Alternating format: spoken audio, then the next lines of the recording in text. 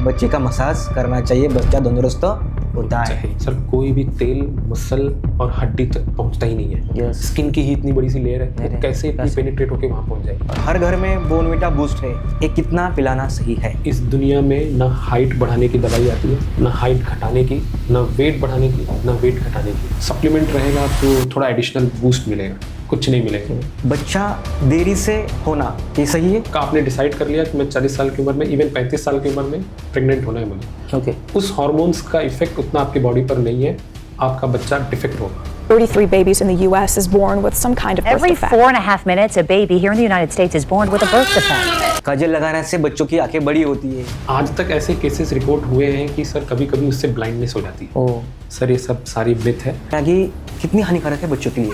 मेरा सर एक medical field का कलीग है सर, उसने 7 दिन तक एक मैगी को बंद डब्बे में रख दिया। यू बिलीव मी सर, उसमें कीड़े पकड़ने चले गए। इसीलिए सर आप मेरे अगर कैबिन में आएंगे ना तो मैंने वहाँ पे एक लोगो लिखा हुआ था, parents are junk fooder, not their kids. Children specialist doctor Kapil Shukla, उनको 15 साल का एक्सपीरियंस है बच्चों की हेल्थ के बारे में, पेरेंटिंग के बारे में, उनके पास नॉलेज की दुकान है। चलो उनको सुनते हैं। डॉक्टर, आजकल बच्चों की आरोग्य की कॉमन समस्या क्या है? पेरेंट्स कौन सी कॉमन समस्या लेके आपके पास आते हैं? सर ज़्यादातर बच्चों में बहुत जो कॉमन समस्याएं हैं वो आज के ज़माने में मैं ऐसे समझता हूँ कोविड के टाइम के बाद सर्दी खांसी ना सर बहुत लेवल पर बढ़ गई है। मतलब cold and cough very different varieties के सर, ज़्यादातर उनमें एलर्जी। कोविड के पहले नहीं था ये? कोविड के पहले इतने केसेस कोल्ड एंड कफ के नहीं होते थे सर। कोविड के बाद चेंजेस इवन बच्चों में भी देखा गया है। फिर वो कोल्ड एंड कफ को लेके बहुत परेशान रहते हैं सर। अगर आपके पास, मेरे पास अगर 50 बच्चे हैं और 50 को कोल्ड एंड कफ है तो सर उसमें से ना 25 बच्चे ना एकदम डिफरेंट हैं सर। 25 कॉमन समस्या के साथ में है, 50 सर कॉमन कोल्ड एंड कफ के साथ है, लेकिन उसमें जो 25 ना टोटल डिफरेंट मिलेंगे। किसी का छाती कुछ और हो रहा है, किसी के छाती में कुछ नहीं हो रहा है, किसी के छाती में नहीं, नाक में बहुत कुछ हो रहा है, किसी को गले में बहुत समस्या है, किसी के कान में समस्या है। बिकॉज ये कान, नाक, गला, फेफड़े, ये सारे ना सर एक ही ट्रैक हैं। इसमें कुछ भी ऊपर नीचे गड़बड़ हुआ ना तो वो आपके नीचे को भी गड़बड़ करता है, पर वो कब गड़बड़ करेगा मालूम ही नहीं पड़ता है। तो बच्चों में ऐसे ही सर, आज 2 दिन पहले आप क्या समस्या लेकर आए थे और 4 दिन के बाद क्या हो गया। क्योंकि एज मैं आपको बताया ना, वो आपको समझेगा ही नहीं कि बच्चा बताने लायक ही नहीं है कि मेरे को अंदर कितना कफ जैसा फील हो रहा है, बच्चा कभी नहीं बोलेगा। वैसा है सर। तो बच्चों में सबसे ज़्यादा जो कॉमन समस्या चल रही है sir cold and cough. Usually loose motion और उल्टी भी बहुत कॉमनली चलता है बच्चों में, लेकिन कोल्ड एंड कफ सर बहुत प्रीवेलिंग पे है सर।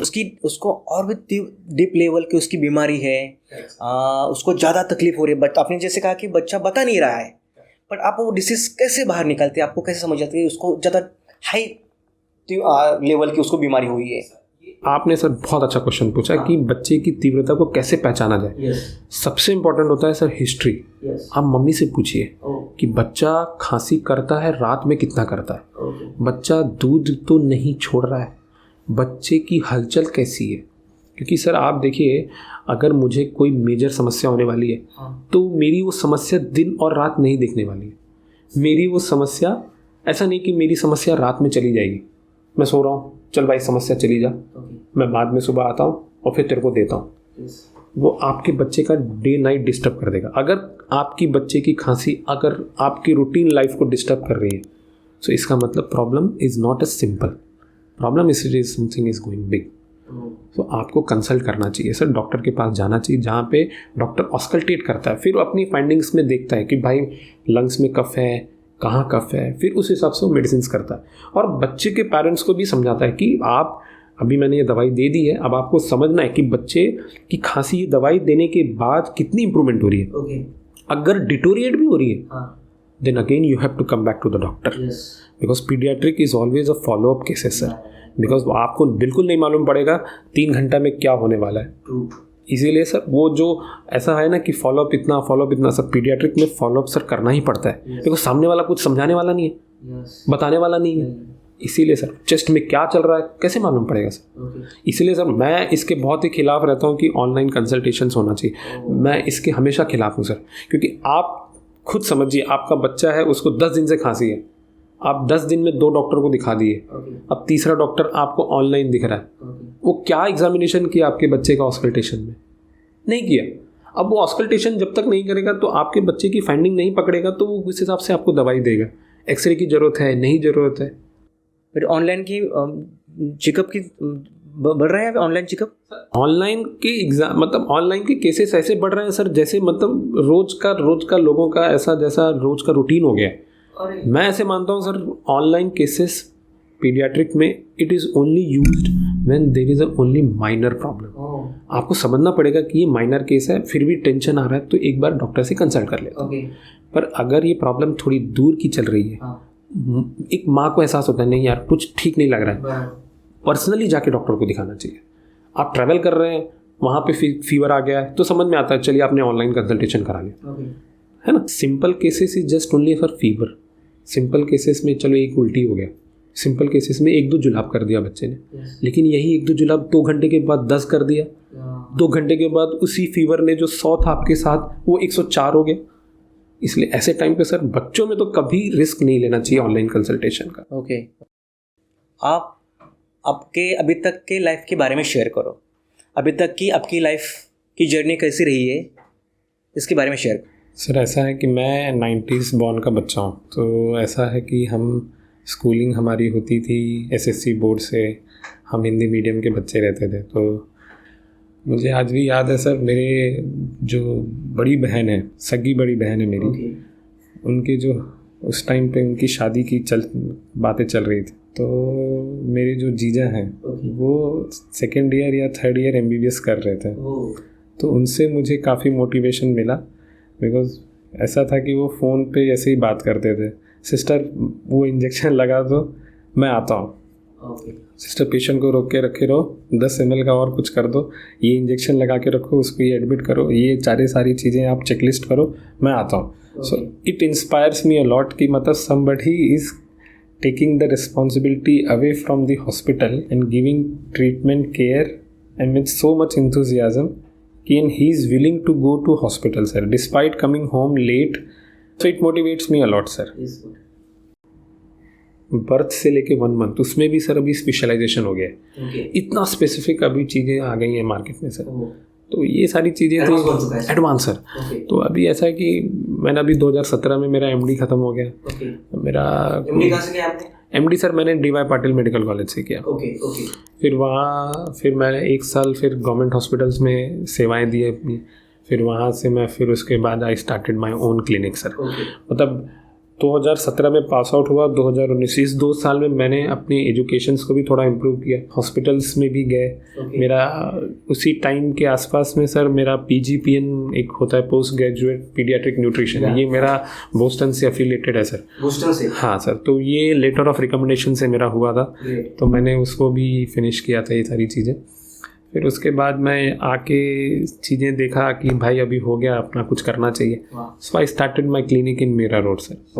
एक आपको मैं बता दूं, जैसे सर अभी 1 साल जस्ट 1 साल ही हुआ होगा सर, मैं क्लिनिक संडे को भी दोनों टाइम चालू करता था। मैंने फिर वो बोला नहीं, घर वाले बोले भाई अभी तो थोड़ा सा टाइम दे। क्या है सर नो पता नहीं, वो फील ही नहीं आता है मुझे ऐसा लगता है नहीं यार मैं जस्टिस नहीं कर रहा हूँ, मतलब मुझे ना और काम चाहिए। मतलब मैं 2019 से लेके समवेयर 23 लास्ट तक सर मेरा ऐसा था कि नहीं यार सब पेशेंट ठीक करना है मेरे को। सुबह शाम दिन रात सर इसी में ही लगा रहता था मैं। मेरे आसपास वाले लोग भी जानते हैं सर, मतलब मैं बीमार भी रहता हूँ ना सर तो भी मैं पेशेंट देखना बंद नहीं करता, वैसा है sir.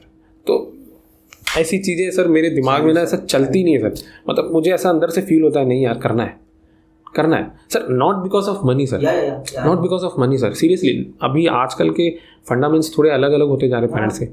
Money is never matter to me, because sir आप देख रहे हैं मेरी वो पूरी प्रॉपर्टी है, उस प्रॉपर्टी को सर मैं अगर किसी को भाड़े पे भी दे दूँ सर 6-7 लाख रुपए मेरा महीने का कहीं नहीं जाएगा। बट स्टिल मेरे डैड ने मुझे सिखाया कि वो चीज़ें आपको करनी ही नहीं, आपको क्या करना है, आप जिस चीज़ के लिए आपको समाज में उतारा गया है और अथॉरिटी, मतलब सर आप समझिए एक गवर्नमेंट ऑफ इंडिया कोई भी हो सर, वो एक आपको सीट दी है MD की, इतनी बड़ी रिस्पॉन्सिबिलिटी दी है ताकि आप आगे चल के आने वाले 50 साल जब तक आप जीने वाले हो तब तक आपको बच्चों को ठीक करना है। और मैं वो उस जगह को छोड़ के पढ़ के भी अगर मैं नहीं करूँ सो इट्स नॉट गुड ना सर।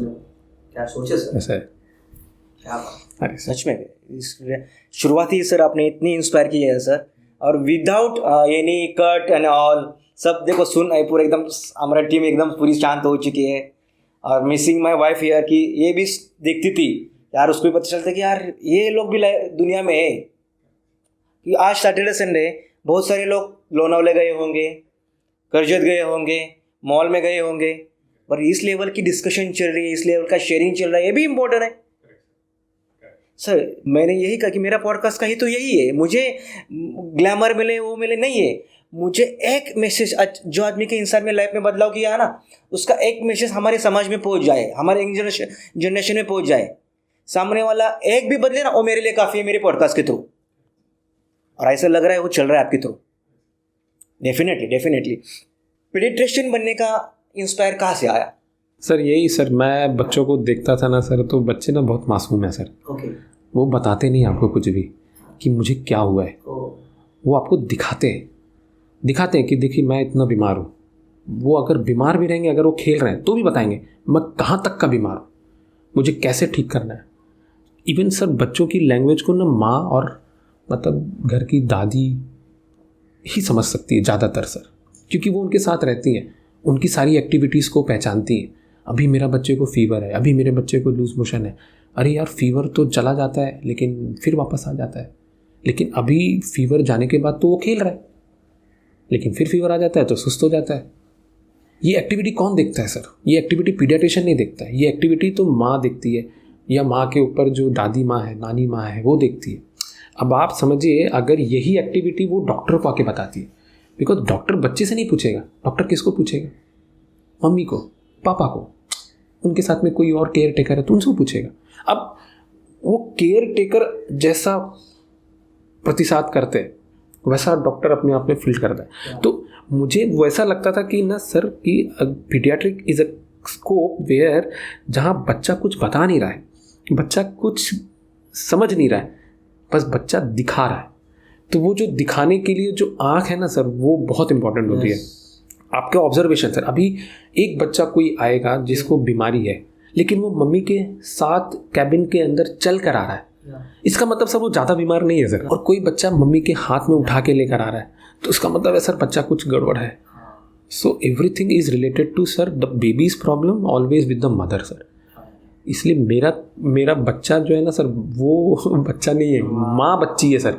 माँ को भी और बच्चे को, दोनों को ना देखना बहुत ज़रूरी होता है। तो वो मुझे ना सर लगा कि paediatric is a field where ना जहाँ पूछना कम है सर, देखना ज़्यादा है, वैसा है सर।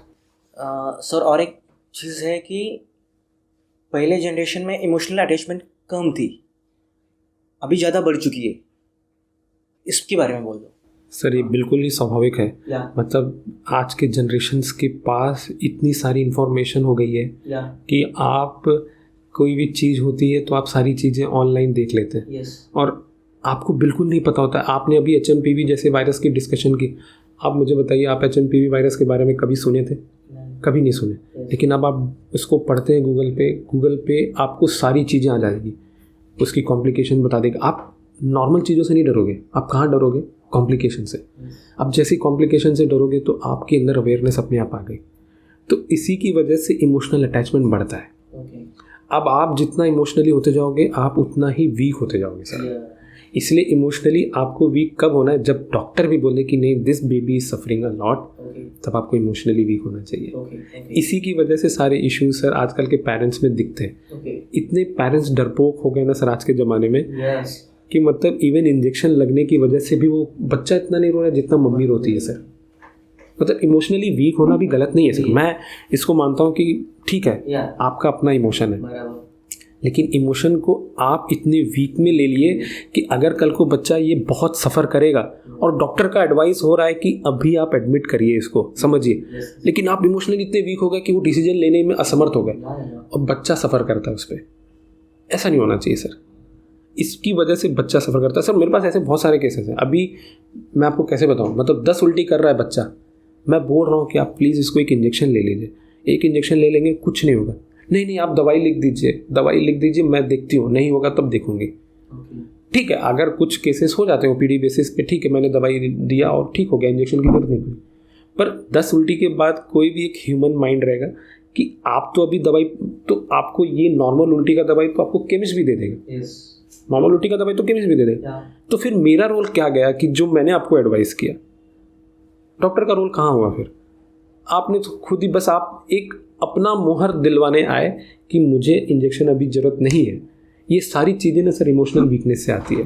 फिर वही बच्चा वापस 10 मिनट के 1 घंटे के बाद आता है, उल्टी नहीं रुक रही है, तो उस 10 उल्टी तो करने के बाद और घर जाने के बाद उल्टी दवाई देने के बाद और 4 बच्चा उल्टी मारता है, तो 14 उल्टी हो गई सर। उसमें बच्चा डिहाइड्रेट हो जाएगा। तो चीज़ें बिगाड़ते कौन है sir? A good paediatrician never practice कि सब कुछ करते ही रहना। A good paediatrician always suggest a good thing sir, always. इसलिए इमोशनली वीक आजकल के पेरेंट्स सर होना ठीक नहीं है। कंट्रोल रहना चाहिए उसमें, थोड़ा रहना चाहिए, क्योंकि सर आप समझिए आपके पूर्वज कहाँ से थे। जीजा माता का आप एग्जाम्पल ले लीजिए सर, उन्होंने वीर शिवाजी को कहाँ से पैदा किया। उनके खुद जीजा भाई के आप प्रेरणा स्रोत आप समझते हैं, तो आप समझिए उनको कितनी अच्छी अच्छी कहानी सुना के इतनी वीरता उनके अंदर वहाँ से आई है। तो आज की मम्मियों में ना जीजा माता ना सर लैक हो रही है, वो होना है। बच्चों का रेगुलर चेकअप, फॉलोअप, और सेकंड लस के बारे में, लस कभी लेनी चाहिए, लस के बारे में जरा बोल दो। तो देखिए vaccination is most important. Covid की वैक्सीन के लिए पहले बहुत मारामारी थी, आज वो मारामारी खत्म हो गई। आप ट्रेंड देखिए, बच्चों की वैक्सीनेशन सर काफ़ी टाइम से है। मतलब मैं समझता हूँ आज़ादी के पहले से भी चल रहा होगा, आज़ादी के टाइम पे भी चल रहा था। 2 बूंद जिंदगी के बोल बोल के इन सब ने हम सबको इतना बूंद पिला दिया कि वो वायरस ही चला गया। आप मुझे बताइए आज इंडिया में पोलियो के कितने केसेस हैं? 0। किसकी वजह से ये आपकी बॉडी की वजह से हुआ? नहीं, ये सारा इफेक्ट है वैक्सीन का। तो बच्चों की ऐसी बहुत सारी वैक्सीन सर, अभी इतनी बीमारियां चल रही हैं, तो ऑब्वियस सी बात है सर वैक्सीन तो बननी है, वैक्सीन तो बनेगी ना सर। और वैक्सीन का मतलब क्या है? It is just to safe ensure कि आदमी हेल्दी और सेफ रहे। तो ये कैसे भी ख़राब नहीं हो सकता सर, क्योंकि उसका पर्पज़ ही है कि किसी वायरस की इम्पैक्ट को उसकी बॉडी पे कम कर देना। समझ रहे ना? आपने मीजल्स का वैक्सीन ले लिया, इसका मतलब नहीं कि आपको पूरा अब मीजल्स कभी लाइफ में नहीं आएगा। वैक्सीन के बाद भी आ सकता है, पर उसकी बॉडी पर उसका इम्पैक्ट डिमिनिश रहेगा सर, मैनेजेबल रहेगा, आपको उतना तकलीफ नहीं होगा। यही सारी चीज़ें पहले ज़माने में मम से, चिकन पॉक्स से लोगों की जानें चली जाती थी ना सर। आप देखिए लोग सोसाइटीज़ में से भगा देते थे, क्यों? कांटेक्ट होगा तो हम भी हो जाएंगे, पूरा गांव चिकन पॉक्स से वो हो जाएगा। तो इसीलिए वैक्सीनेशन बना ताकि लोग हेल्दी रहें इस चीज़ों के लिए। तो मेरा ऐसा सब मम्मियों से और सब पेरेंट्स से मैं सर करता हूँ मैं कि आप वैक्सीनेशन प्लीज़ टाइम पे लिया करो। Vaccination is just to prevent severe illness in the body, to prevent it sir. ये प्रिवेंट करना ही करना है सर। 2-3 क्वेश्चन जरा मेरे मज़ेदार हैं, मैं बिल्कुल वो पूछना चाहता हूँ।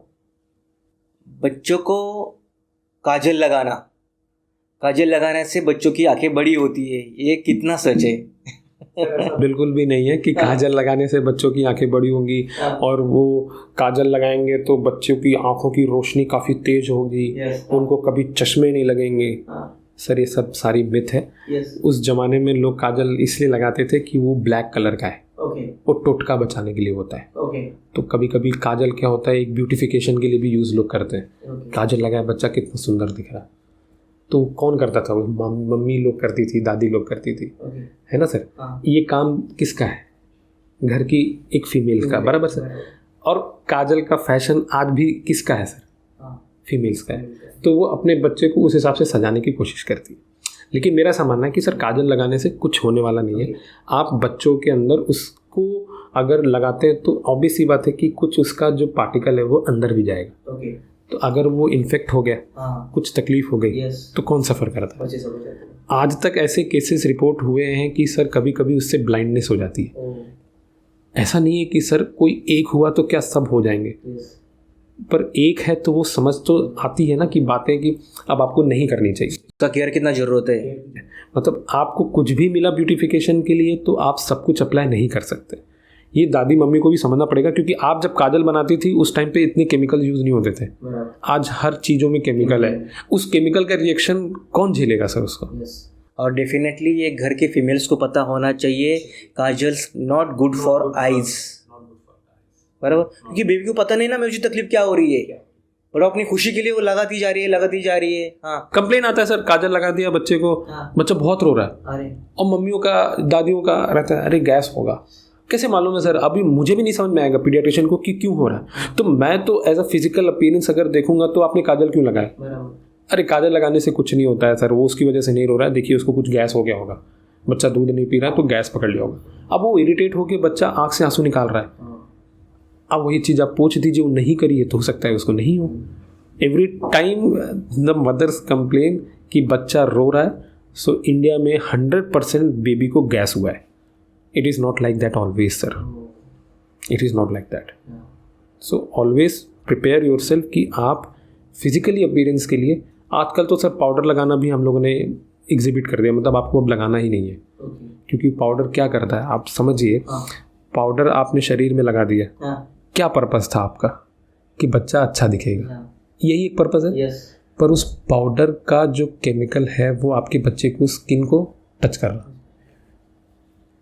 स्किन कैंसर के केसेस भी बढ़ते जा रहे हैं सर। एक सेकेंड पॉइंट सर, उस पाउडर को लगाने के टाइम पे जो डस्ट उड़ी उसको कौन इनहेल किया? मम्मी ने भी किया, घर वालों ने भी किया, बच्चा सबसे ज़्यादा किया। उस पाउडर का इनहेलेशन होता है नाक के थ्रू, फिर एलर्जीज डेवलप होती है, फिर बच्चों को कोल्ड एंड कफ आता है। इसीलिए पाउडर लगाना अभी आज के ज़माने में 2020 के बाद से आई थिंक वो क्लोज कर दिया कि पाउडर लगाना ही नहीं है। सर आप देखिए कोई अच्छी ब्रांड उठा के देख लीजिए, सीटाफिल का पाउडर नहीं आता मार्केट में, आता ही नहीं है सर, क्योंकि दे ऑल्सो एडवाइस कि not to put any powder, है ना। इतना पोल्यूशन हो गया मार्केट में, इतना सब कुछ हो गया है। आप खुद देखिए ना, सर्दी खांसी के केसेस इवन बड़ों में कितने बढ़ गए। इतना डस्टिंग आपकी सोसाइटीज़ में, आपकी हर जगह चल रहा है सर। इवन आप AQI देखिए, मुंबई दिल्ली मेट्रो सिटीज़ का कितना ख़राब हुआ बैठा है। तो आप समझिए वही आप अपने ही घर में बच्चे के पाउडर को लगा के डस्ट सुंघा रहे हो, तो कितना इम्पैक्ट है सर उसका। इसलिए it is not at. Sir आपके सामने से कभी देते हो सलाह कि हाँ कि मत लगाओ? हाँ, कुछ भी अगर कोई भी बोल दे सर, मैं तो भी बोलूँगा कि आप प्लीज़ डोंट पुट इट। मेरे प्रिस्क्रिप्शन में एक लाइन रहता है, no oil no powder, no powder. और सेकंड मज़ेदार किस्सा है कि हर घर में हुआ है, हो रहा है, आपने भी किया है, मैंने भी किया है, बच्चे का मसाज करना चाहिए, बच्चा तंदुरुस्त होता है। सर ऐसा है कि बच्चे की मसाज मम्मी लोग करते हैं, आई लोग करती हैं, दाई आती है वो करती है। वो एक फंडा था कि बच्चा दूध पी के या सुबह उठ के मस्त एकदम मालिश हो जाए, उसका मसल एकदम अच्छा रहे, बोन टाइट रहे। वो तेल अच्छा वाला यूज़ करने की कोशिश करती है, फिकारो ऑलिव, मतलब ये आपका वर्जिन कोकोनट ऑयल यूज़ करना है, एकदम प्योर केरला से लाया हम लोग ने, वो तेल यूज़ कर। सर कोई भी तेल मसल और हड्डी तक पहुंचता ही नहीं है। स्किन की ही इतनी बड़ी सी लेयर है, वो कैसे इतनी पेनिट्रेट होकर वहाँ पहुँच जाएगी। हाँ, आपके मसाज से बच्चे को कुछ स्ट्रेचिंग हो सकती है जिसमें वो रिलैक्स फील कर सकता है, या कभी कभी इतनी गलतियां कर देते हैं कि लोग ऐसा स्ट्रेच कर देते हैं कि बच्चे का नोज ही डैमेज हो जाता है। ऐसे केसेस भी रिपोर्टेड है सर। फिर वो सारी चीज़ें हो जाती हैं कि फिर क्यों किए। तो मेरे और मेडिकल फील्ड में इतना ही है सर कि आपको मसाज करने से बच्चे की कोई न लेंथ में प्रॉब्लम आएगी, न मसल में कोई प्रॉब्लम आएगी। अगर आप नहीं कर रहे हैं तो कोई बात नहीं होगा, कुछ भी समस्या नहीं होगी, न मसल्स में न बोन में। वो फिर भी उठ के खड़ा होगा और भागेगा और दुनिया से लड़ेगा। जिस बच्चे के पास वो अनाथ बच्चा है और जो रोड पे घूम रहा है, उसकी कितनी मालिश हुई है सर? वो क्या वो खड़े होकर भाग रहा है कि नहीं भाग रहा है सर? अपने से ज़्यादा भाग रहा है, अपने से भी ज़्यादा भाग रहा है। न्यूबॉर्न बेबी को कब से खाना खिलाना शुरू करना चाहिए? सर पहली बात यह है कि न्यूबॉर्न बेबी जो होता है वो सिर्फ दूध के लिए बना होता है। आपको मदर्स मिल्क देना है जैसे ही बच्चा पैदा होता है, तुरंत इमीडिएटली, सिजेरियन हो चाहे नॉर्मल डिलीवरी, तुरंत। एक थ्योरी थी जिसमें कहता था कि बच्चा की माँ लेटी हुई है डिलीवरी टेबल पर, सारे कपड़े निकाल दो माँ के, बच्चा भी पैदा हुआ है बिना कपड़े के, आप सारे बच्चे के माँ को आप ऐसे हाथ में दे दीजिए। वो स्किन जो टच होता है ना सर, उसी टाइम से ना एक कनेक्शन और हार्मोन्स रिलीज करता है माँ को। जब वो हार्मोन रिलीज़ करता है सर, वो बच्चा लैच करेगा तो तुरंत सिग्नल जाता है ब्रेन को कि समवन इज़ डिमांडिंग नाउ। क्योंकि माँ की परिस्थिति ऐसी है कि सर आप समझिए डिलीवरी के बाद कितने सारे हार्मोन्स माँ को लगे हुए हैं कि हेल्प कर अपने बच्चे की दूध पिलाने में। तो बच्चा जब तक सक नहीं करेगा तो दूध का हार्मोन्स बनेगा ही नहीं सर। सकिंग, बिकॉज सकिंग नहीं करवाओगे आप तो मिल्क बनेगा ही नहीं सर, कभी नहीं बनेगा, कभी नहीं बनेगा सर। आप इमीडिएटली बच्चे को दूध चालू करो तो आप इमीडिएटली, अनलेस बच्चा कोई मेडिकल कंडीशन में ना हो, पीडियाट्रिशियन ने देख लिया बच्चा अच्छा है, बच्चे को मम्मी के पास दे देना है, तुरंत दे दो सर। आपने कहा कि इमीडिएटली माँ का दूध दिला दो, और कुछ माँ का दूध आता ही नहीं, तो वहाँ क्या ऑप्शन है? कोई बात नहीं सर, हाँ, दूध नहीं आए, हाँ, लेकिन आप ट्राई तो करो, आप ट्राई करो, बच्चे को तुरंत दूध लगाओ। आप जैसे ही आप टच करोगे ना, वो ब्रेन आपका सब मेडिकल कंडीशन सब बराबर है सर, दूध आना ही आना है, कहाँ जाएगा दूध? नहीं सर, काफ़ी सारे किस्से मैंने सुने देखे कि माँ का दूध ही नहीं आ रहा है। माँ कॉन्फिडेंट ही नहीं फील करती अपने आप को कि मेरे को दूध आ रहा है। इस दुनिया में माँ का दूध नहीं आने का कारण आज की जनरेशन में माँ का स्ट्रेस लेना है sir, because stress causes anxiety, anxiety से वो हार्मोन बच्चा कितना भी शक करेगा वो रिलीज नहीं होने देगा। सो आप ऐसे ही सोचते रहेंगे तो वो मिल्क कैसे बना के देगा आपको? कोई मेडिकल कंडीशन नहीं है सर उसको कि बच्चा माँ का दूध ही नहीं बन रहा। आपने फ्रिक्वेंटली बच्चे को लैच ही नहीं कराया तो दूध कैसे बनेगा? सर ये क्वेश्चन मैं उन मदर्स के लिए, उन माँ के लिए पूछना चाहता हूँ, किन रीज़न की वजह से उनका दूध नहीं आ रहा है, और क्या माइंडसेट होना चाहिए कि उनका दूध आ जाए इमीडिएटली? सर देखिए कैसा है कि अगर आप माँ हैं, हाँ, तो कोई भी दूध वैसे भी इमीडिएटली बनने वाला नहीं है। ओके, तुरंत आपको फुल मिल्क आ जाएगा, ये असंभव है, दिस इज नॉट पॉसिबल। आपको लैच कराते रहना पड़ेगा। इमेच्योर मिल्क आती है पहले 10 दिन तक पानी रहता है वो, पहले तो कुछ घंटे तक कोलेस्ट्रॉम आता है, सिर्फ हल्का सा पानी, ऐसा लगेगा पीला पीला पानी है, मटमैला जैसा है, लेकिन very rich in protein, very rich in multivitamin, very rich in vitamins, everything is there, electrolyte सब कुछ भरा पड़ा होता है। उस टाइम पे बच्चे को पेट नहीं भरना होता है, उस टाइम पे बच्चे को सिर्फ लैच के लिए 2 ml का बूंद भी मिल जाए वो बहुत होता है उसके लिए। उसी टाइम से मम्मी सोचती है कि इसका पेट नहीं भर रहा है। इस चक्कर में क्या करती है मम्मी, फिर मिक्स फीडिंग करना चालू करती है। स्टार्टिंग फेज से ही वो माँ सोचती है, इवन आजकल हॉस्पिटल्स में भी है, ट्राई ही नहीं करते। सिजेरियन हुआ, नॉर्मल डिलीवरी, दूध नहीं आ रहा है, दूध का पाउडर पिला दो, स्टार्ट कर दो। जरूरत ही नहीं है सर, जरूरत ही नहीं है। आप एक पॉलिसी होनी चाहिए कि हम एक हर हॉस्पिटल में होनी चाहिए सर कि बच्चा डिलीवरी हो रहा है, हमको मिल्क कैसे भी हो जाए, कुछ भी हो जाए, माँ का ही देना है। आप इस पॉलिसी पे काम करोगे, बच्चे को ऑब्जर्व करोगे, माँ का दूध आज नहीं सर, कभी 3 दिन में नहीं आएगा, अच्छे से नहीं आएगा। मैच्योर मिल्क आते आते 10 से 15 दिन हो जाते हैं। ओके, तो आपको इतना तो वेट करना ही पड़ेगा, 8-10 दिन रुकना है सर। बशर्ते रुकने के लिए आपको ये इंपॉर्टेंट है कि आप बच्चे को कंटिन्यू सकिंग करवाते रहिए और बिलीव करिए कि मेरा मिल्क मेरे बच्चे के लिए अमृत है, तो वो ऑटोमेटिकली आपका फ्लो करवा देगा। डोंट टेक एनी स्ट्रेस कि मेरे को दूध नहीं आ रहा है। स्पेशली ना फर्स्ट टाइम मदर्स के साथ होता है ये। फर्स्ट टाइम मदर बहुत एंग्शियस होते हैं, बच्चे को भी लेके और मिल्क को भी लेके। उनको जहाँ भी एक फीलिंग एक आई कि यार दूध नहीं है, शायद इसलिए बहुत रो रहा है बच्चा मेरा, हाँ, तो ऐसा लगता है कि नहीं यार उसको पिला देती हूँ, तो उस चक्कर में ना फिर वो दूसरा फीड आ जाता है, फिर उस चक्कर में फिर वो यही पी के देखो चुप हो गए, तो फिर वो उनका ना एक रूटीन प्रोसेस हो जाता है, मैं भी अपना पिलाऊंगी, इससे चुप हो जाता है, इसको भी पिलाऊंगी, उस चक्कर में फिर वो चलते रहता है। शुरुआत में ही बच्चों को बाहर का दूध पिलाना वो कितना हानिकारक, गलत है सर, कितना गलत है सर, बहुत गलत है। हाँ, कोई भी एडवाइजेबल नहीं है कि आप बच्चा पैदा होते ही आप उसको तुरंत पाउडर का दूध पिलाओ, कोई हक नहीं है। आपको सबसे पहले इंपॉर्टेंट है माँ का दूध पिलाना। उससे क्या दिक्कतें हो सकती है बच्चों को? सर दिक्कतें सर कितनी सारी दिक्कतें हो सकती हैं। आप पहला आपके बच्चे का एक होता है ना डेवलपमेंट, बच्चा किसका है, माँ का है, बॉडी क्या है, ह्यूमन मिल्क मिलना चाहिए कि एनिमल मिल्क मिलना चाहिए? Animal milk is for only animal, human milk is only for humans. तो आप कितना अपने बच्चे के साथ जस्टिस कर रहे हैं? नहीं कर रहे सर। मेरा खुद का बच्चा था सर, मेरा खुद का बच्चा को डिलीवरी हुआ, उस हॉस्पिटल में पॉलिसी थी कि हम बाहर का दूध इसको नहीं पिलाएंगे अनलेस अंटिल अ कंडीशन। उसको भी जॉन्डिस हुआ लेकिन रोता था, माँ का ही दूध पिया उसने। तो उस हिसाब से माँ को मैं या एज अ पेरेंट, मैं देखिए सर, मैं एक पीडियाट्रिशियन भी हूँ लेकिन एक बाप भी हूँ, लेकिन मैं हमेशा अपनी वाइफ को काउंसिल करता था कि दूध अपना ही माँ का पिलाना। इसीलिए मैं कह रहा हूँ सर, बच्चे का कोई भी डिसीजन अकेले माँ का भी नहीं होना चाहिए, सारी फैमिली का सेम होना चाहिए। तो ऑटोमेटिकली जितना प्रेरणा मिलेगी उसको अपने भी एंसेस्टर से, दादी नानी से, उसके माता पिता से, वो उस दिशा में माँ का भी स्कोप जाता जाएगा।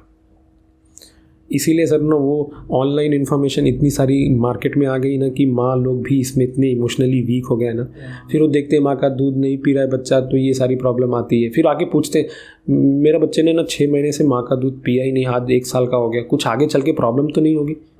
क्यों नहीं होगी सर? जो चीज़ उसके लिए थी आपने उस टाइम पे दी नहीं, और ये आप सोचते हो कि उसको कुछ मेडिकल इलनेस ना हो। How it is possible sir? एक दूध पीता हुआ माँ का बच्चा 2 साल तक माँ का दूध पिया, उसके चांसेस ज़्यादा अच्छे होने के हैं सर आगे चलकर। क्यों है? क्योंकि उसने पूरा माँ का दूध पूरा यूटिलाइज़ किया है। और एक बच्चा है जिसने सिर्फ और सिर्फ पाउडर का दूध पिया है, उसका क्या आगे इम्पैक्ट है, मेडिकल इम्पैक्ट, तो वो तो सर टाइम ही आपका बताएगा आपको, राइट है ना। तो ये सारी चीज़ें हैं सर, वो आपको इनबिल्ड करना पड़ेगा कि I will feed my baby whatever the thing is there. कुछ ऐसी मम्मियाँ हैं सर, कुछ भी हो जाए ना वो बाहर का दूध ही नहीं पिलाती, अपना ही दूध पिलाए, कम आएगा ज़्यादा आएगा, उनको लगता है कम आता है। तो मेरा सजेशन है कि आप अपना दूध एक्सप्रेस करके फाइंड आउट करो कि कितना मिल्क आ रहा है। नहीं होता है तो लैक्टेशन कंसल्टेंट के पास जाओ। जो ऐसे भी आजकल ना सर, मतलब अपने पास ऐसे हेल्थ केयर वर्कर्स हैं जो लैक्टेशन को प्रमोट करते हैं, घर घर जाके। मीरा रोड में भी सर 5-6 लैक्टेशन कंसल्टेंट है, वो हेल्प करते हैं, 2 घंटा जाके उनको समझाते हैं कैसे दूध निकालना है, बच्चे को कैसे लैच करना है, उनकी पोजीशंस क्या होनी चाहिए। तो ऑटोमेटिकली जब आपका पोजीशन भी सब सही रहेगा, माइंडसेट सही रहेगा, तो बच्चा क्यों नहीं दूध पिएगा सर? बॉडी तो बना के देगी। आपको क्या तकलीफ है? कुछ नहीं। आप कितने भी बीमार रहो, HIV पॉजिटिव रहो, तो भी आपको बॉडी दूध बना के देनी ही वाली है सर। आप कहीं भी उठा के देख लीजिए सर, क्या HIV पॉजिटिव मदर्स नहीं है इस दुनिया में? वो कहाँ से दूध पिला रही है? पिला ही रही ना सर। जो खुद का किया हुआ सोच अंदर बॉडी को अंदर सेल्स में जा रहा है, बॉडी में मन में जा रहा है, वही एनर्जी आउट हो रही है, लैच कर रहा है, हार्मोन्स रिलीज हो रहे हैं। और मैं इसमें और एक क्वेश्चन पूछना चाहता हूँ। जब बच्चा अपनी माँ का दूध पी रहा है तो कुछ कारण से माँ को कुछ बीमारी आ रही है, ड्यू टू प्रेगनेंसी या कुछ बुखार आया है या कौन सी भी बीमारी हो, उस टाइम न्यूबॉर्न बेबी को दूध पिलाना चाहिए? Apart from sir some 2 or 3 conditions are there, वहाँ पे माँ को दूध नहीं पिलाना चाहिए। अदरवाइज बच्चे को कैसा भी माँ का कंडीशन हो, इवन HIV पॉजिटिव भी है तो भी माँ का दूध पिला सकते हैं आप सर। इस लोकल एरिया में कुछ इन्फेक्शन हो गया तो वर्जित है। अदरवाइज आपको टीबी भी है सर, आप टीबी की ट्रीटमेंट ले भी रही हैं, पर हाँ टीबी आपको फेफड़े का नहीं है, थूक में नहीं है, तब भी आप दूध पिला सकते। माँ का दूध only few conditions are there, 2-3 बीमारियों को लेकर। अदरवाइज सर आपको कैंसर भी है और आपको फीड आ रहा है, आप तब भी दूध पिला सकते। ओके, ऐसी कौन सी 2-3 चीज़ें कि उसके बाद नहीं लेनी चाहिए? सर जैसे स्किन इन्फेक्शन है उस एरिया का, कुछ आपको कुष्ठ रोग हो गया है, कुछ ऐसी बीमारियां हैं जो आप दवाई खा रही हैं, वो दवाई आपके जो डॉक्टर्स ने बोली है वो ऐसा है कि वो आपके दूध में जाएगा और फिर बच्चे को जाएगा, उस टाइम पे आपको दूध नहीं पिलाना चाहिए ऐसे कुछ कंडीशंस में। सर कुछ मदर्स कुछ रीज़न की वजह से अपने बच्चों को दूध नहीं पिला पाते, कभी कभी ज़्यादा पेन होता है, बिजी होते हैं, स्ट्रेस होता है, कभी इच्छा ही नहीं होती, इस मदर को आप क्या कहना चाहोगे? सर मेरा ऐसा भी मानना है कि अगर आप बहुत स्ट्रेस में हैं, कितने भी प्रॉब्लम से गुजर रहे हैं और आपका मिल्क आ रहा है तो भी आपको दूध पिलाना चाहिए।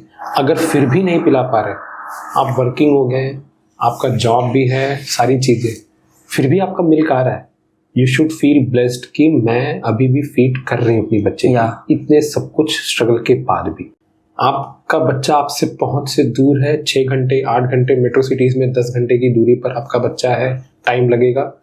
इतना अच्छा है सर ब्रेस्ट मिल्क कि आप अगर उसको रूटीन टेम्परेचर पे घर पे रखेंगे तो 6 घंटा खराब नहीं होने वाला। आप अगर उसको फ्रिज में रखेंगे तो वो 12 घंटा नहीं खराब होगा, फ्रीज़र में रखेंगे तो वो कम से कम 18 से 20 घंटा 24 घंटा नहीं खराब होने वाला।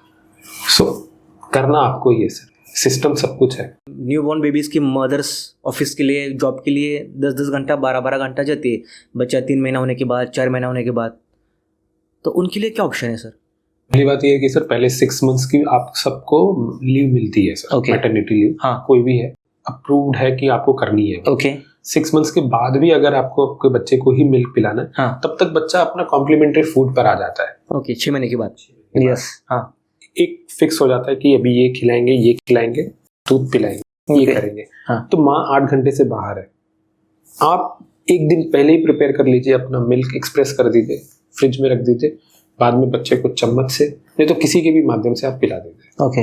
बाकी घर वाले जो केयर टेकर होते हैं वो अपना थोड़ा थोड़ा बहुत सारी चीजें जो बच्चों के रूटीन पीडियाट्रिशियन जो बताते हैं कि आप ये चालू करो, वो चालू करो, आप चालू करिए, उनको सारी चीजों को भी दीजिए। ओके। साथ साथ में अगर मिल्क के लिए डिमांड करता है बच्चा, तो आपका मिल्क तो स्टोर है, आप उसको दे दीजिए। 6-8 घंटे में बच्चे का 2 लीटर का डिमांड नहीं आने वाला है, या डेफिनेटली। आधा लीटर का डिमांड आएगा। यस तो आप उसको पार्ट में दे दीजिए, यस। ऑब्वियसली ना सर। हाँ। So you have everything sir. और सर मैंने सुना भी है कि बाहर भी माँ का दूध मिलता है, ये क्या है? सर बिल्कुल सही है, और वो कितना ठीक है बच्चों के लिए, दूसरी माँ के दूध पिलाना? बिल्कुल ठीक है सर। बाहर भी बच्चों का आजकल मिल्क बैंक होने लग गए हैं। Yes yes. आपके खाते में पैसा है, बैंक है, सब कुछ है। आज Yeah. भी मिल्क बच्चों को भी बैंक बन गए। आप वहां से बच्चों के दूध लीजिए, आपको देती है। हाँ। केएम में सर गवर्नमेंट हॉस्पिटल है, वहाँ मिल्क बैंक की व्यवस्था है। ऐसे बच्चे जिनकी माँ ही नहीं रही और वो अभी पैदा हुए हैं, एनआईसीयू में है, आईसीयू में है, सर्विस में है, जो भी चीजें, ओके। वो मिल्क बैंक से दूध आता है और सारी चीजें वो करता है। बिल्कुल सेफ रहती है सर, क्योंकि वो उस हिसाब से स्टोर की जाती है ताकि उसके न्यूट्रिशन, उसके विटामिन, ओके। उसके इलेक्ट्रोलाइट्स सब maintain. Okay. It is very safe sir. You can use this practice at home on regular basis. Sir सबसे मेरा प्यारा सवाल और मुझे जो पसंद आ रहा है, मेरे दिमाग में चल रहा है, अपने न्यूबॉर्न बेबीज़ होते हैं, बेबीज़ घर पे आते हैं, थोड़ा सा खुशी का माहौल होता है, मम्मी डैडी घर पे रहते हैं, सबके दादा दादी घर पे रहते हैं, तो मराठी में आजी आजोबा होता है, तो प्यार की खातिर हम बच्चे को किस करते हैं। फ्रेंड्स लोग, रिलेटिव्स, आजू बाजू वाले, घर में तो पूरे हैं किस करने वाले, मेरा प्यारा बच्चा, मेरा लाडला, मेरा बाबू, मेरा सोना, वो चलता है। बच्चे के गाल पे किस लेना कितना सही है, कितना गलत है, जो कर रहे जब सही नहीं है तो क्या इफेक्ट बच्चों पे आ सकता है? देखिए सर, ऐसा है कि किस लेने से कोई समस्या नहीं है। हाँ। आप बच्चे को प्यार कर रहे हैं, Okay. आपका अपना तरीका है, आप बिल्कुल करिए। ऐसा है कि जो बीमार है वो ना करे। बीमारी कौन सी? Okay. वो बीमारी जो आपके प्यार करने से बढ़ सकती है। जैसे आप प्यार में क्या कर सकते हैं, हाथ में उठाएंगे, हाँ। आप किस करेंगे तो लिप यूज करेंगे, ये 2 चीजें Yeah. कॉमनली होती है ना। यस आपका हाथ ही सही नहीं है, आप हाथ साफ नहीं किए तो इन्फेक्शन फैलेगा। यस। आप मुंह में कुछ खाए हुए हो, आपके मुंह में इन्फेक्शन भरा पड़ा है, नाक में इन्फेक्शन है, आप सर्दी खांसी से त्रस्त हो, आप किस करेंगे तो वो ट्रैवल करके बच्चे को भी जाएगी। तो ऐसे केसेस में बिल्कुल आपको प्यार नहीं करना चाहिए, मेरी तरफ से तो बिल्कुल नहीं। मैं आपको बोलूँगा कि आप नहीं करना। आप बीमार हो, आप प्लीज़ ठीक हो जाओ, उसके बाद आप बच्चों को प्यार करो। इन्फेक्शन वगैरह कुछ? बिल्कुल सर। हाँ। आप खुद इन्फेक्टेड है, आप किस करेंगे तो इन्फेक्शन तो फैलेगा ही। आपका हाथ सही नहीं, आप खुद एक कॉमन से सोचिए, आपके हाथ में मिट्टी लगी, आप बच्चे को उठाओगे? आप मानते हैं ना मिट्टी इज नॉट गुड, बच्चे को लग जाएगी, खराब हो जाएगा, गंदा हो सकता है। तो वैसे आपके हाथ का इन्फेक्शन तो लग सकता है ना। आप कितना हाथ देख रहे हैं कि आपका सेफ है। इसलिए न्यूबॉर्न बच्चे बहुत ही वुल्नरेबल होते हैं, बहुत ही डेलिकेट। कितनी सारी चीजें डेलिकेट है, उनको नहीं है कि वो कैसे हैंडल करें इस चीज को। अगर इंटर हो गई बॉडी में, नहीं है, क्योंकि इम्यूनिटी 0 है ना सर, अभी तक इम्यूनिटी तो कुछ बनी नहीं। क्या ही लड़ पाएगा बच्चा? न्यूबॉर्न बच्चा क्या लड़ पाएगा? अभी किस बीमारी से लड़ने की इसको इच्छा है या क्षमता है? नहीं है। तो आपको तो बचाना पड़ेगा ना। ज्यादातर इन्फेक्शन में आपको फिर बोलूं कहां से फैलता है? हाथ और मुंह से। ये आपको सेफ रखना पड़ेगा सर। आप किस करिए, आप खूब प्यार करिए, ये आपका भी हक है। और मेरी तरफ से या पीडियाट्रिशियन तो नहीं आपको बोलेगा कि आप किस करना बंद कर दो। आप करो, लेकिन आप सेफ रहना चाहिए, आपको ठीक रहना चाहिए, तब ओके है। डॉक्टर, हम बच्चों के खाने की शुरुआत आफ्टर 6 मंथ ही शुरू करते हैं, तो शुरुआत कौन से फूड से होनी चाहिए? देखिए सर, ये भी बहुत डिबेटेबल टॉपिक है। ऐसा है कि हमें क्या शुरू करना चाहिए, वो सारी चीज़ें निर्भर करती कि बच्चा ले कैसे लेगा? अब तक उसने 6 महीने सिर्फ लिक्विड ही पिया है, मिल्क इज अ लिक्विड। या अभी आप जो चीज इंट्रोड्यूस करने वाले हो कि वो मिल्क के अलावा है, तो ऑलवेज रिमेंबर आपको कोई भी स्टार्ट करनी है तो start with some liquid. Okay. तो लिक्विड में अपार्ट फ्रॉम मिल्क क्या आ सकता है सर? दाल का पानी आ सकता है, Yes. चावल का पानी आ सकता है। आप ये सारी चीजें इंट्रोड्यूस करिए, आप इंट्रोड्यूस करिए, फिर उसके बाद इसका टेक्सचर थोड़ा बदलिए। जैसे आप मिल्क अभी दे रहे थे, अभी दाल का पानी पी लिया, बच्चे ने चावल का पानी पी लिया, अब टेक्सचर चेंज होगा तो बच्चे का फ्रूट आएगा सर। अब जब फ्रूट आएगा तो ऑब्वियस सी बात है कि वो प्यूरी फॉर्म में रहेगा, तो थोड़ा सा टेक्सचर आपका चेंज हो गया। जैसे ही आपका टेक्सचर चेंज हो गया, बच्चा एडजस्ट करता है, तो फिर चीजें धीरे धीरे सेमी सॉलिड की तरफ जाती है। इस पीरियड को लगता है 2 महीना लग सकता है। 6 महीने से चालू किया, 7वें 8वें महीने तक बच्चे ने मेरे सेमी सॉलिड लेना चालू कर दिया। हो सकता है कुछ बच्चे बहुत जल्दी भी कर लेते, मतलब वो खिचड़ी भी खाना चालू कर देते हैं, because khichdi comes in semi solid form. या उसके बाद धीरे धीरे फिर पोटैटोज, फिर आपके स्वीट पोटैटोज आने चालू हो जाते हैं, तो वो सब चीज़ें आगे चलती रहती है। बट डिपेंड्स ऑलवेज सर, बच्चा 2 साल तक का भी हो गया हो, हाँ ऑलवेज डिपेंड्स ऑन बेबी, वो टेक्सचर कैसा ले रहा है और वो कैसे उसको डाइजेस्ट कर रहा है। कुछ बच्चे 1 साल के हो गए हैं लेकिन वो अभी तक पोटैटो खाना पचा नहीं पा रहे, निगल नहीं पा रहे। नो प्रॉब्लम, डोंट वरी, हाँ give time to your child. अब तक वो लिक्विड ही पचा रहा है, ट्राई आउट करते रहना चाहिए। 1 साल के बाद तो सारे ऑप्शंस हैं सर। 1 साल के बाद कोई रिस्ट्रिक्शंस भी नहीं, इवन नॉनवेज भी खिलाते हैं, गलत भी नहीं, खिलाइए। लेकिन डिसाइड वो बच्चा करेगा कि मैं इसे सेमी सॉलिड में लूँ कि सॉलिड में लूँ कि लिक्विड में लूँ। ओके। ये आपको पता होना चाहिए। सर, हर एक घर का बच्चे का प्रॉब्लम है कि बच्चा खाना नहीं खा रहा है, फिर भी घर वाले माँ उसको जबरदस्ती से खाना खिला रहे, पीछे लग लग के। वो खा नहीं रहा है, उसकी इच्छा नहीं है, फिर भी जबरदस्ती से उसको खिला रहे। और ये कितना सही है?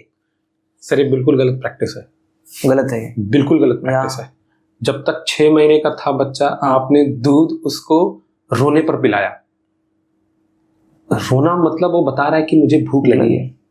वो प्रैक्टिस पेरेंट्स आजकल छोड़ दिया। मतलब वही माँ जो 6 महीने तक बच्चे के रोने पर दूध पिलाती थी, अब वो जब चलना चालू कर दिया तो वो कोशिश करती कि हर बार कुछ ना कुछ खिलाते रहो। कैसे पॉसिबल है? तो मेरा सब मम्मी को ये एडवाइस है कि आप बच्चे को थोड़ा भूखा रखो। वो आएगा, 1 साल का बच्चा भागेगा, चल रहा है ऐसे ऐसे, थक जाएगा, थक के वो रोएगा, उसको फूड दो।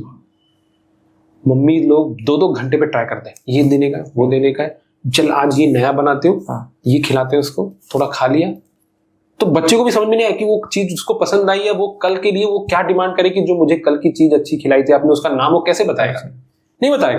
तो इसीलिए मल्टीपल ट्राई आउट भी नहीं करना चाहिए। यस। अगर मुझे आज के ज़माने के हिसाब से चलना है, हम सबको पता है कि हमको बाहर का नहीं खाना है, हम बच्चों को बाहर का नहीं खिलाएंगे। सबको पता है मैगी ये सारी चीज़ें खराब है, पता सबको है। या अंदर से कॉन्शियस बिल्ड करो कि भाई मुझे नहीं देना है, मुझे जो भी देना है बच्चे को फूड होममेड फूड, एकदम फ्रेश। सर आपने भी मैगी का नाम लिया है, मैगी कितनी हानिकारक है बच्चों के लिए? सर पहले आप समझिए कि मैगी में होता क्या है। यस। मैगी के कंटेंट है क्या? Okay. मैगी का कंटेंट है सबसे ज्यादातर मैदा या मैदा, आपके पाम ऑयल। एक चीज, मेरा सर एक मेडिकल फील्ड का कलीग है सर, वो यूएस में है और वो हिमेटो ऑन्कोलॉजिस्ट है, इंडियन है सर। ओके। अभी रिसेंट की उसकी 6 महीने की रिसर्च है सर, ये आपको मिल जाएगी। आप उसको देखेंगे। उसने क्या किया, उसने 7 दिन तक एक मैगी को बंद डब्बे में रख दिया। 7 दिन पूरा प्रॉपर मैगी जैसे बनाते हैं लोग, वो रख दिया। ओके। 7 दिन के बाद यूजुअली फूड में कोई तो इन्फेक्शन पकड़ेगा। यस। बराबर। अच्छा, जब वो 7 दिन के बाद पकड़ेगा तो ज्यादातर हर फूड में क्या इन्फेक्शन पकड़ता है? फंगस। वाइट फंगस पकड़ते हैं। Yes. You believe me sir, उसमें कीड़े पकड़ने चले हो गए। तो 7 दिन के बाद जब कीड़े पकड़ रहे हैं, इसका मतलब ये हो गया कि कीड़े वो खाना खा रहे हैं। यस। इवन फंगस भी हेल्दी खाना खाते हैं। तो आप खुद समझिए कि आपका मैगी कितना हेल्दी है। ये और किसी रिसर्च में मत जाइए, ये आप खुद अपने घर पे 7 दिन आप खुद मैगी को पका के बंद कर दीजिए किसी एक क्लोज जार में जो हवा भी नहीं लगे। आप उठा के देखेंगे उसमें 10 दिन के बाद 7 दिन के बाद उसमें मैगट पड़ेंगे, कीड़े पड़ेंगे। ओके। तो जब फंगस अच्छा खाना खा सकते हैं तो हम इंसान क्यों नहीं खा रहे? ओके। और क्यों प्रोवाइड कर रहे हैं? डॉक्टर आजकल मार्केट में एक चीज़ों का ढिंडोरा पीट रहा है, जो है कि protein powder, boost your my secret energy, Bournvita, ये जो चल रहा है, इसका मार्केटिंग बहुत ज़ोर से चल रहा है और हर घर में बोर्नविटा बूस्ट है। ये कितना पिलाना सही है? सर मैं खुद भी बचपन में इसको पिया हूँ, मेरे मम्मी पापा ने मुझे दिया है। हाँ। लेकिन अब मुझे समझता है कि ये बिल्कुल भी अच्छी बात नहीं है इसको देना। आपका मकसद एज अ पेरेंट आपके बच्चे को हेल्थ को लेकर है। आपके पास 2 बच्चे हैं ना? यस। लेकिन उस कंपनी के पास ना सर लाखों बच्चे हैं। तो marketing strategy is not for only one child, it is for every child. जब बहुत सारा मार्केट में बच्चा लोग है जमा है तो वो हेल्थ सप्लीमेंट बन जाता है, वो हेल्थ कॉन्शियस नहीं हो पाता है। जब आपका फूड हेल्थ कॉन्शियस नहीं होगा तो आपका बच्चे का प्रोग्रामिंग ही ऐसे ही हो जाएगा।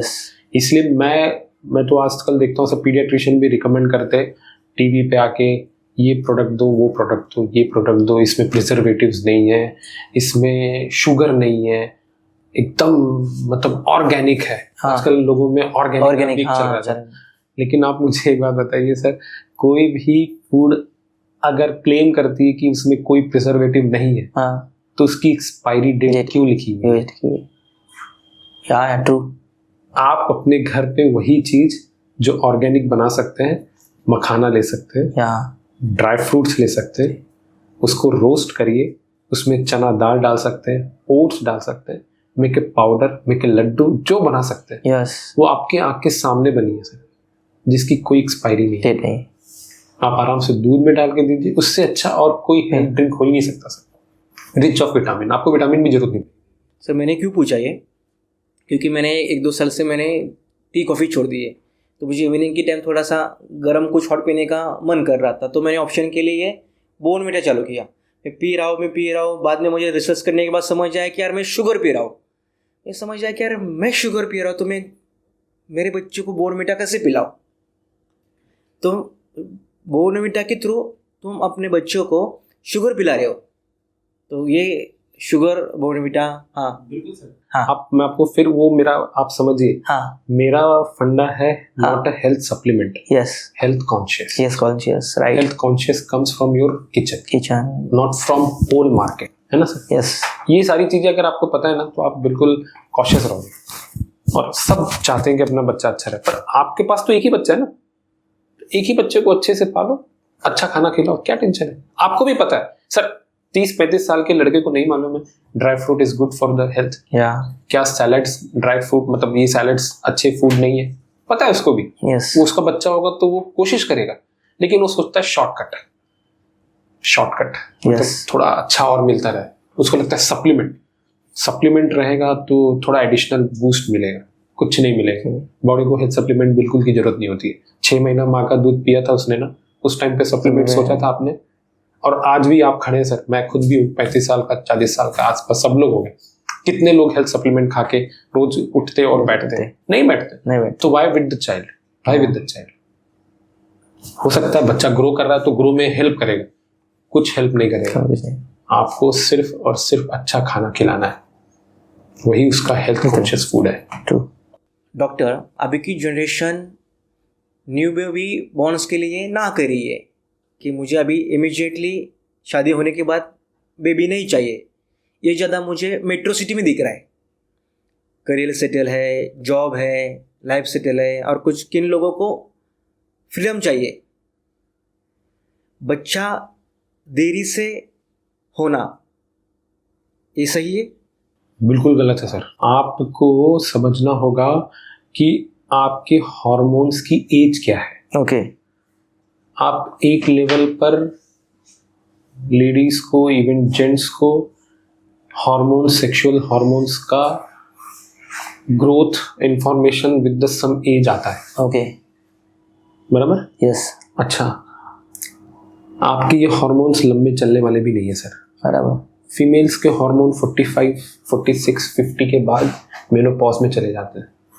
ब्लीडिंग, मेंसेस आना सब बंद हो जाता है। रिग्रेसिव फेज होता है। या सब चीज जो बॉडी को दिया था अब लेने का टाइम आ गया।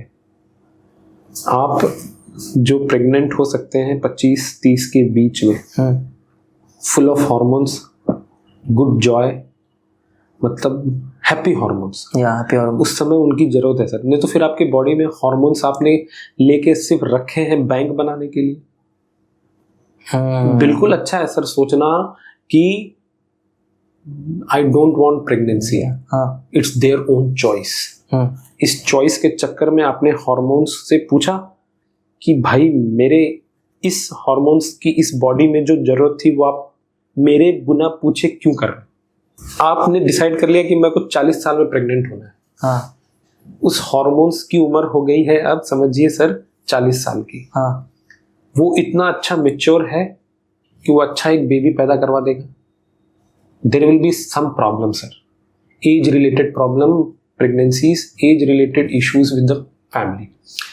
आपका बच्चा 40 साल का आपने डिसाइड कर लिया कि मैं 40 साल की उम्र में, इवन 35 साल की उम्र में प्रेग्नेंट होना है मुझे। उस हार्मोन्स का इफेक्ट उतना आपके बॉडी पर नहीं है, आपका बच्चा डिफेक्ट होगा, आपकी फैमिली प्लानिंग भी उल्टी नीचे हो जाएगी सर। फिर क्या योग्य ठीक एज क्या है बच्चों की होने की? हाँ सर ऐसा है कि एक्चुअली लोग 21 साल के बाद मैच्योर हो जाते हैं। आप कैरियर सेटल जिंदगी भर करिए। यस जवाबदारी, जिम्मेदारी सर हमेशा रहने वाली है, even in studies, even in life, Yeah. Even in your work culture. But जिस टाइम पे आपको होना है हार्मोन्स का, उस टाइम पे अच्छा यूटिलाइजेशन वो इसी एज में कर सकते हैं। आप 13 साल की बच्चे में डिलीवरी और प्रेगनेंसी सोच सकते हैं सर? नहीं ना। वैसे 40 साल 45 साल पे सोचना सही है। सो व्हाट इज आइडियल टे, मतलब ideal age 25 to 30 is the ideal time of a woman, जहाँ पे उसे सोचना चाहिए कि अब मुझे प्रेग्नेंट होना चाहिए, अगर वो मैरिड है तो। अभी के बच्चों के हेल्थ के बारे में बोलिए, क्योंकि अभी के बच्चों की ओबेसिटी का प्रमाण बढ़ चुका है। ऑल रिलेटेड टू लाइफस्टाइल, या जंक फूड, हाँ not having good time of fooding, हाँ late night sleeping, no physical activities, all this is related to obesity sir। और मैं आपके चैनल से सर मैं एकदम क्लियर कट सबको बोल देता हूँ, या गो अहेड सर। इस दुनिया में ना हाइट बढ़ाने की दवाई आती है, ना हाइट घटाने की, ना वेट बढ़ाने की, ना वेट घटाने की। सब कुछ मैटर करता है डाइट। ओबेसिटी के केसेस सीरियसली बढ़ रहे हैं बच्चों में, जिसमें बॉडी मास इंडेक्स उनके हाइट से ज़्यादा जा रहा है। जितना हाइट होना चाहिए उस हिसाब से वेट नहीं हो रहा है, बढ़ गया है weight. So it is totally related to your junk food. And parents भी वैसे ही जी रहे हैं, वैसे ही बच्चा जी रहा है सर। इसीलिए सर आप मेरे अगर कैबिन में आएंगे ना तो मैंने एक वहाँ पे एक लोगो लिखा हुआ है सर। हाँ लिखा है parents are junk fooder not their kids. उसको नहीं पता है कि वो क्या खा रहा है, उसको पता है जिसको वो खा रहा है और वो खिला रहा है। मैगी में रवा मैगी भी आने लग गई है, मैगी में आटा मैगी भी आती है, नाचनी भी आएगी। हाँ लेकिन मैगी बताया किसने उसको? पेरेंट्स ने। Parents so parents are junk fooder not their kids. Right right. Sir आपने अभी फिजिकल एक्टिविटीज के बारे में कहा कि 3-4 साल के बाद बच्चे की फिजिकल एक्टिविटी चालू होनी चाहिए, और एक्टिविटीज क्या होनी चाहिए? सर वो बच्चे के स्ट्रेंथ के ऊपर है। कोई बच्चा ना सर मैंने देखे हैं ना 9 महीने पे चलते हैं, कोई बच्चे 15 महीने तक भी नहीं चलते। ओके पर इसका कोई इम्पैक्ट उनके बॉडी पे नहीं पड़ता। हाँ every milestone is different for every kids. Parents compare करते हैं कि वो मेरा बच्चा देखो 9 महीने का उनका चलने लगा, उनका बच्चा देखो 12 महीने का चल रहा है, मेरा बच्चा 16 महीने का हो गया अब तक चल नहीं रहा है, 13 महीने का हो गया नहीं चल रहा है। कोई बात नहीं, बाकी चीजें तो कर रहा है ना आपका बच्चा। आप पीडियाट्रिशियन के पास जाइए, वो बताएगा कि कब तक चलेगा आपका बच्चा। कंपैरिजन के आधार पर भी बच्चों की मम्मियां बहुत स्ट्रेस लेती है सर।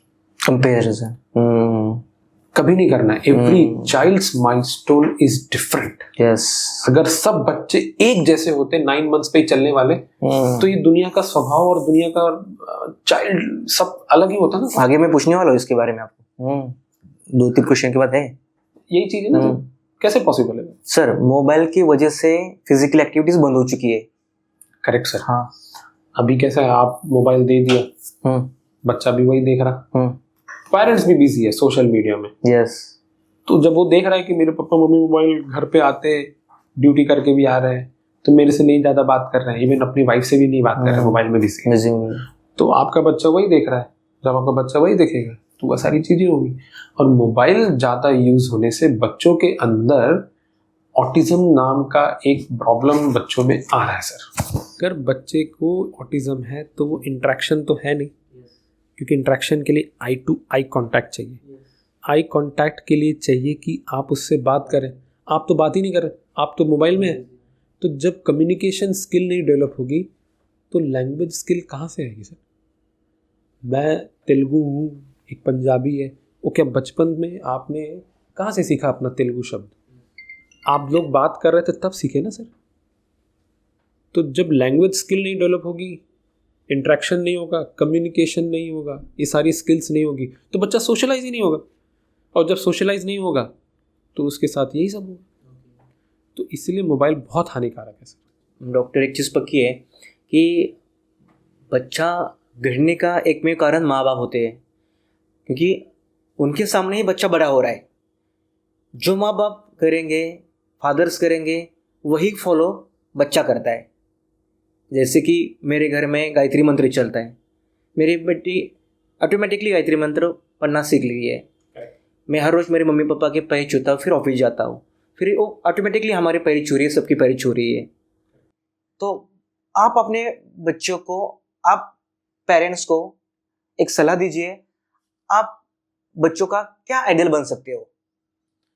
सर ये भी सारी चीज़ें ऐसी है कि आप बच्चों को, आप अपने अंदर एक डिसिप्लिन लाइए। यस। जब आप सेल्फ डिसिप्लिन हो ना, यस, आपको बच्चे को बताने की जरूरत नहीं पड़ेगी, ऑटोमेटिकली करेगा। बच्चा ना बहुत कैची होता है, वो वो वही कैच करेगा। इसलिए ना पेरेंट्स ही सब कुछ है सर। सब कुछ है सर। आजकल के जितने न्यू पेरेंट्स हैं ना सर, ये सब लैक करते हैं। लैक करते हैं, बिल्कुल लैक है सर। वो सोशल मीडिया में इतना बिजी है, ऑफिस के काम में इतना बिजी है, बिल्कुल ध्यान नहीं है सर। और वो एक्सपेक्टेशन करते हैं कि बच्चों को ऐसा चीजें करें।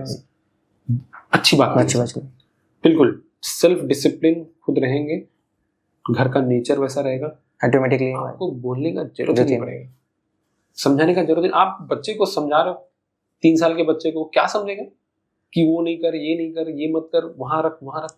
आप खुद भी आए ऑफिस से, बैग ऐसा रख दिए, शूज किधर रख दिए, वही वो चीज सीखे। आप अगर रखते सिस्टमेटिक, आपको बोलने का जरूरत ही नहीं पड़ेगा। उसके लाइफ में वो इम्पैक्ट आने वाले 5 साल का, जब 6 साल का होगा, स्कूल जाएगा, वो खुद रखे। ट्रू।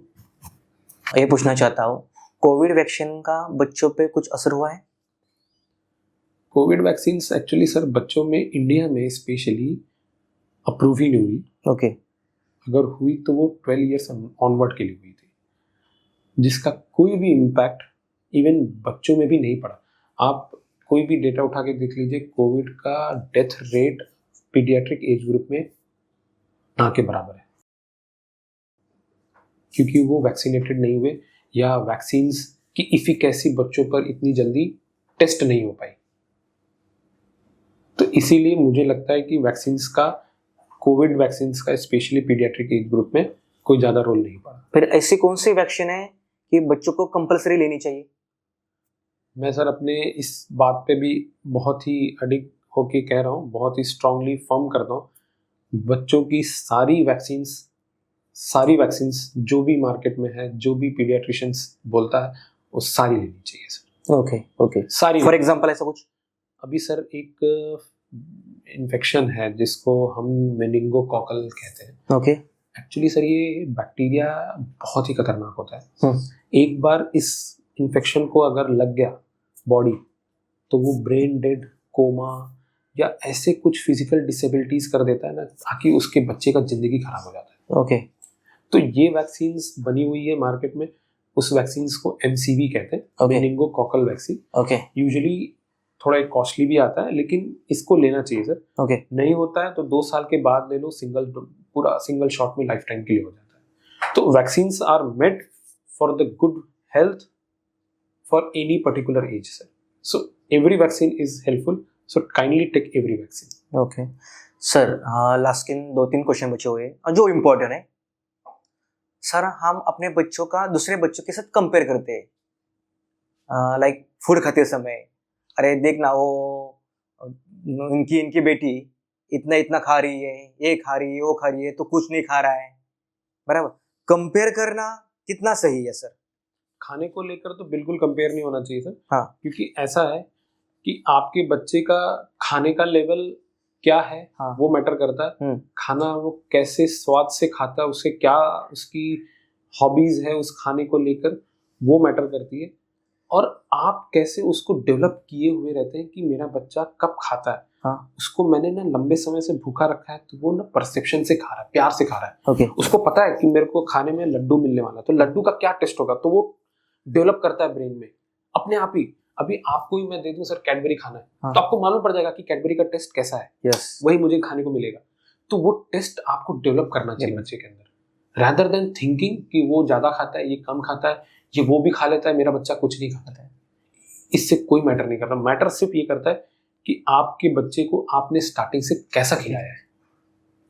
बराबर। भूखा रखने का सर, भूखा रखो बच्चे को। नहीं खूब खेल रहा है सर आपके सामने, मैं तो बोलता हूँ सर 8 से 10 घंटा बच्चे को मत खिलाओ आप। हाँ। खाएगा वो, ऑटोमेटिक आएगा थक गया मम्मी मेरे को भूख लगी है। नहीं, अगर 3 साल का बच्चा है तो वो रोएगा, 2 साल का बच्चा है वो रोएगा, जिद करेगा। तो समझिए वो जिद क्या है उसकी। आप कुछ ऑफर करते हैं फूड, वो खाता है, जिसका मतलब ही वाज एग्री। ऐसे खाना होना चाहिए सर। डॉक्टर, हर घर में चल रहा है जो गलत है सबसे, वो मैसेज मैं आपके थ्रू सबको देना चाहता हूँ। हम अपने बच्चों को सोने के लिए एक डरावनी चीजें कहते हैं, सो जा जल्दी नहीं तो वो बूढ़ी आ जाएगी, सो जा जल्दी वहां पे राक्षस है। ये सब डरावनी चीजें बच्चे के फ्यूचर के लिए कितनी हानिकारक है? सर बिल्कुल हानिकारक है। हाँ। आप बच्चों को मोटिवेट करिए। हाँ। आप बच्चों को डराइए मत, क्योंकि आपने एक बार उसका डर डेवलप करवा दिया तो वो काफी टाइम तक अपने लाइफ के उस ट्रॉमा में रहेगा कि वो वहां से चुड़ैल आती है और वहां से वो कोई तो भूत निकलता है। वो उसके माइंडसेट को ना लड़ने के लिए तैयार ही नहीं कर पाएगा, उसको भय दे रहे, भय देता रहेगा। आपको अपना काम निकलवाना है कि यार मेरे को सोना है, ये सो नहीं रहा है, वो आ जाएगा वो आ जाएगा। आप इस चक्कर में अपने बच्चे को खराब कर रहे हो। बच्चे को नहीं पता होता है कि दिन क्या है और रात क्या है। उसको हर दिन एक जैसा ही लगता है, हर बदलता हुआ टाइम एक जैसा लगता है। उसको 3 बजे भी भूख लग सकती है, वो 3 बजे उठ के रो भी सकता है, उसको नहीं पता है। तो आपको इसमें हेल्प करनी है, उसको मोटिवेट करना है, उसके नीड को समझना है। यस। कि उसकी नीड क्या है। वो नीड आप समझेंगे, उस हिसाब से उसकी पॉजिटिवली को जाएंगे, पॉजिटिव करेंगे, तो उसकी वो चीज़ें इम्पैक्ट पड़ेगी सर। और सर मैं एक चीज़ रीड की है कि सर्च किया है और जो ट्रू है, भय बच्चों के लिए, आदमी के लिए कितना हानिकारक है, बहुत डेंजर है सर। बिल्कुल सर। हाँ। आप समझिए ना, अगर जैसे मैं बोलूं आपको हाँ। कि आपका प्रोग्रामिंग इसी एज में है सर। यस। 5 साल 6 साल वो प्रोग्रामिंग होती है लाइफ की। यस। अब उस 5-6 साल के प्रोग्रामिंग में आपने एक डर का भी भाव बना के रखा हुआ है, तो आप समझिए कि वो एक छोटा सा इम्पैक्ट उसके किसी भी सर्कुलर सिस्टम को ऊपर नीचे कर सकती है, बराबर। रूटीन सिस्टम को अफेक्ट कर सकती है। बराबर। तो बच्चा फिर उस नजरिए से सोचना चालू करता है, माइंड डेवलप करता है उसी नजरिए से हिसाब से, यार ये करूंगा तो हो जाएगा, वहां से ये हो जाएगा, ये हो जाएगा। बराबर। फिर वो एकदम कंपल्सिव स्टेट ऑफ माइंड में हो जाएगा। आगे चलकर ऐसी चीजों में ना सर, मतलब एकदम डरावनी जैसी चीज हो जाती है। एकदम ऐसा लगेगा कि ये हो रहा है तो वो हो जाएगा, ये हो जाएगा तो हो जाएगा। बूढ़ी आएगी तो मुझे सोना है। कभी नहीं करना है sir. Yes, it's dangerous. It's very dangerous to never do in the life, sir. Yeah, all yeah. this type of things from the parents, it should never happen. Should never. We are the motivators. Motivators. We are the motivators. Yeah. Doctor, इस channel के through the come on Akshay show inspiring thoughts, आप सभी parents को, सभी बच्चों को क्या संदेश देना पसंद करोगे? सब मेरा ना जो संदेश है स्पेशली मम्मियों के लिए है सर। Yes, of course. आप बहुत ही अच्छी मम्मियाँ होती हैं। Great. हाँ, आप बहुत ही, क्या आप अपने बच्चे को दे सकती हैं वो इस दुनिया में कोई नहीं दे सकता। लेकिन आप बिल्कुल परेशान नहीं होना कि आपका बच्चा ये नहीं खाता वो नहीं खाता, क्योंकि इस चीज़ों से आप अपने एक रूटीन लाइफ से तो अलग हट के भी परेशान हो जाते हैं, जिसका इम्पैक्ट बच्चे पर और इवन उसके स्टडीज़ पे, इवन आपके रूटीन लाइफ पे भी पड़ता है। यस आप प्लीज़ नहीं परेशान होना। अगर वो नहीं खाता है कोई बात नहीं, प्लीज़ उसे टाइम दो, उसे समझाओ, उसे भूखा रखो, वो खाएगा सर। मेरा सब मम्मियों को यही एक है कि अगर वो बीमार भी हो जाता है फिर भी वो नहीं खाएगा सर। मैं खुद बीमार हो जाऊंगा तो मुझे भूख लगेगी, उसको भी नहीं लगेगी। इम्पॉर्टेंट है आपको समझना कि आपको क्या देना है, डॉक्टर से कैसे सलाह करना है कि वो क्या खाना चाहिए इस बीमारी पे, उस बीमारी पे क्या खाना चाहिए। आप उस हिसाब से चलेंगे तो कोई तकलीफ नहीं आएगी, बिकॉज पेरेंट्स आर गिवर्स। जो आप अच्छे अपने बच्चे को दे देंगे, चाहे वो संस्कार हो या चाहे वो खाना हो, वो उसके लिए अमृत है, उसके लिए सब कुछ है। उसमें कोई ना मिलावट है ना सारी कुछ अलग चीज़ें चल रही है।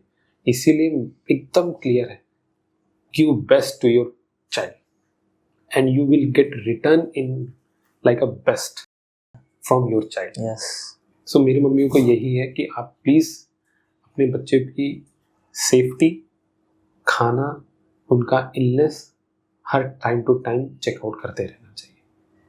कुछ हो पीडियाट्रिशियंस को, किसी डॉक्टर को दिखाते रहना चाहिए। डॉक्टर, आप अपना कीमती समय निकाल कर इतने बिजी शेड्यूल से आज आप हमारे चैनल पे आए, इसलिए मैं आपका मनपूर्वक आभारी हूँ। Thank you so much, thank you so much. Thank you sir, thank you so much.